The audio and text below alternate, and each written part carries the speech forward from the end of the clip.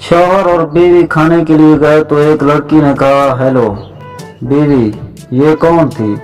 शौहर, मेरा दिमाग खराब मत करो, अभी उसे भी बताना है कि तुम कौन हो।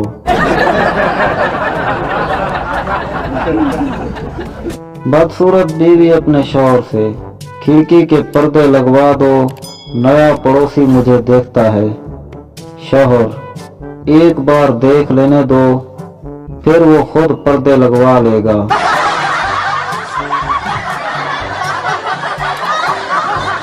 एक साहब बीवी से, आज मैं तुम्हारा 5 लाख का बीमा करवा के आया हूँ।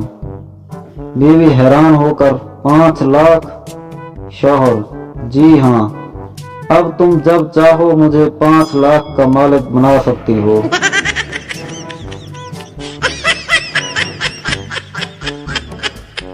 बीवी, कभी आपने किसी का भला किया है?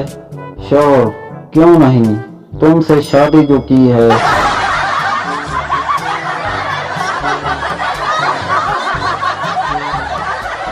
माँ, बेटा जी क्या लिख रहे हो? बेटा, सलीम को खत लिख रहा हूँ। माँ, मगर तुमको तो लिखना नहीं आता। बेटा, तो क्या हुआ, सलीम को भी पढ़ना नहीं आता।